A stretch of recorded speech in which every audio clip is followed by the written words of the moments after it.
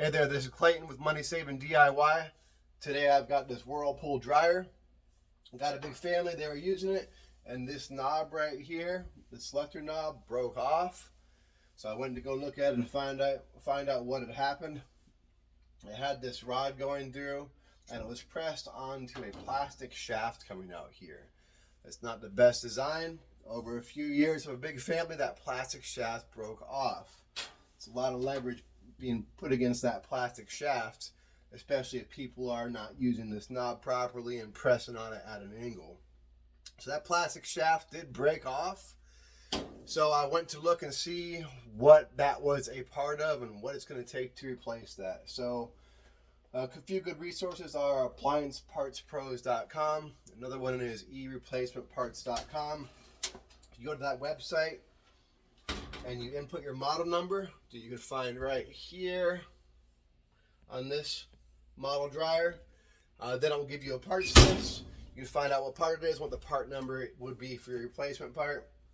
In this situation, it's a timer. So here's a new timer. And here's that plastic shaft that broke off. It would last a lot longer if it was metal, but anyways, I gotta fix this thing now and we should be good to go. Now, when I do this, I'm going to have to be careful because I have all these electrical terminals, those little metal tabs sticking out. Those are electrical terminals. So I got to make sure that I put the wires back on the correct terminals. So it's going to be good to take a picture of the position of those wires before I remove them from the old timer. And then I can put them on the new timer in the same position. I can refer back to that picture if I need to. But first things first, I don't feel like dying today, so I'm going to remove the power. So, all right, so you should have a big plug, either 3 or 4 prong. I see mine right here. I don't know if you can see it, but it should be like that, or maybe it's got 4 prongs. Make sure that it is the correct plug for that dryer. Otherwise, you could have a real bad day. Next thing I'm going to do is I'm going to take out this screw right here on the top middle. Let me see right there. Where is it? Is that it? Yeah, that's it right there. It's on the top of the back side here, right in the middle. I'm going to take that out. I'm trying to get access to the electrical compartment right now. Make sure that power's off.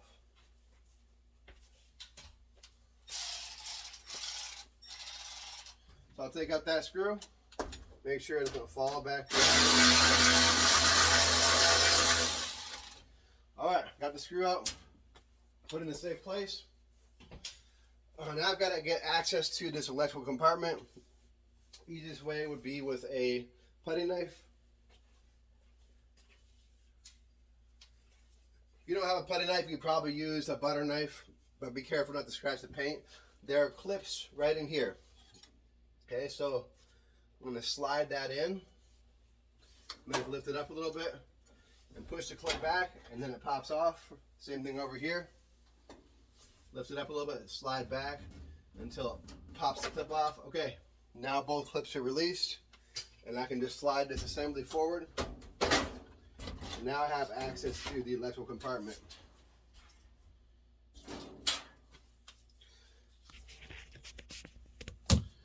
So there is my timer, my old timer. At this point, it's a good idea to take a picture just to make sure you know where those wires go so they all get put back in the correct spot. Once you have that picture, you should be ready to replace your wires. All right, so we're actually not replacing the wires. We're going to swap them over from one timer to another. So right now I'm going to compare these, make sure that they look the same before I swap them out. And they should be, as long as you use that model number to find the correct timer. So the 2 there on the top, those are probably going to only fit in that position, so that should be easy. These ones over here, the 3 on the bottom, they probably could potentially get mixed up. So again, take a picture of how it was before. That way you make sure you put it back together. And then over here, I've got this one that's kind of mounted on that screw hole. So yeah, make sure you don't get those mixed up. Let me grab a screwdriver here. What you could probably do is just, wrong size. Grab a different screwdriver. Alright, these screws are all 1/4 inch hex.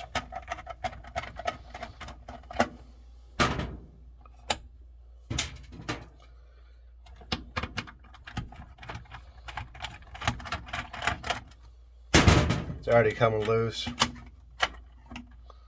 So that one right there I can just leave to the side. Now I'm gonna go brown, white, blue. Should just pull off, and it's just locking clips on there. Let me see here.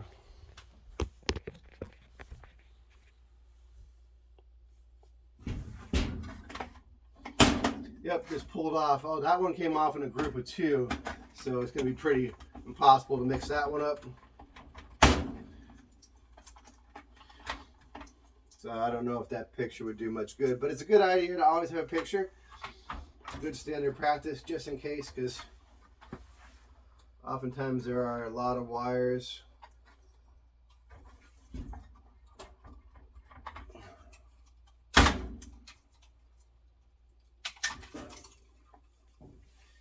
Okay, all of them pulled right off. I'm trying to tell if this one has a locking tab or not. Yeah, it looks like it's got a locking tab right there. I'll probably have to press the tab in right there for it to release.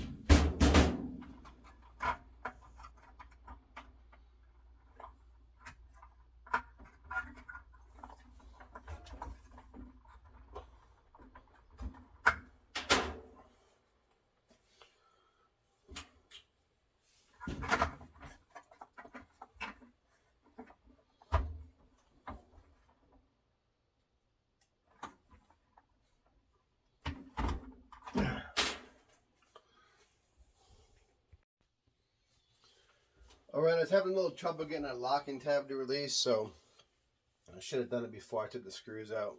So I'm going to take my screwdriver and I'm going to slide it right underneath there and press it up a little bit so I can pull the old connector out. Be careful not to stab yourself here.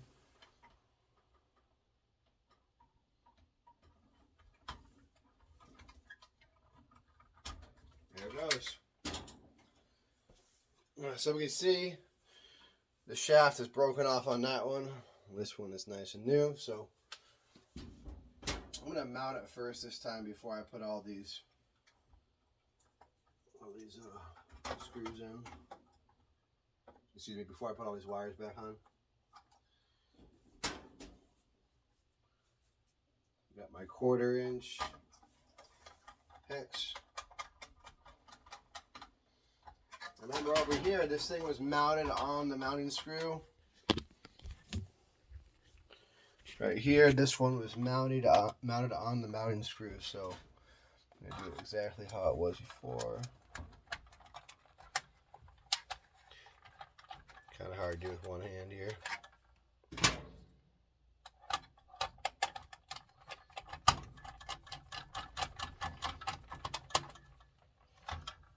All right. This one is in here. Make sure the locking tab is facing up. Let's see, you can see that. There you go. Press until it pops in place. There it goes. Blue is over here. Brown and white like that. Make sure that tab's in the front with the white in the front. And over here. Make sure that it plugs in properly. See, these 3 male terminals right here are supposed to go in those 3 female spots. Then this lock comes on the side. If you don't put it in properly, it's going to bend those tabs, and then you're going to have another issue.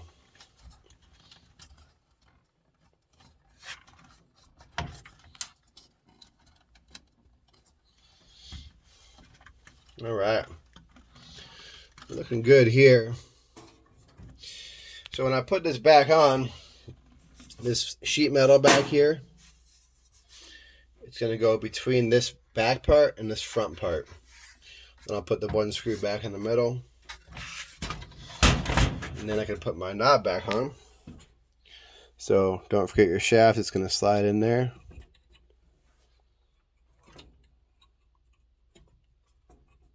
That's already got one in. So this is not circular. It's got a flat side, so I'm going to turn it until it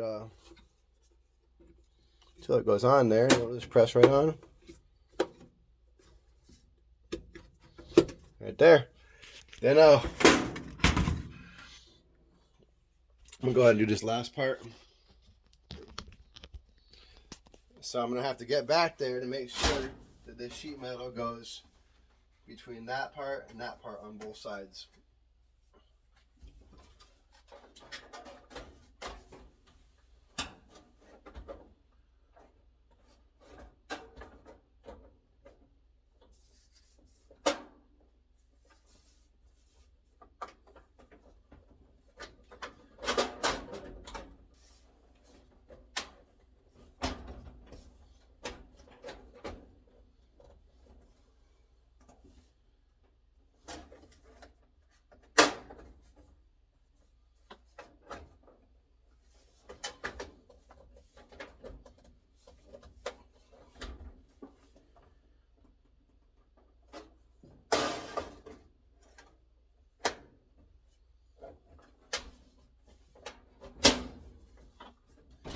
All right, that sheet metal in the back is not right where it's supposed to be.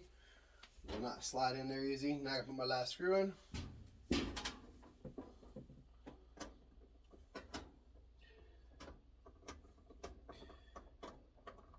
Make sure those clips are fully secured and the sheet metal is where it's supposed to be before you put this last screw in. I'll double check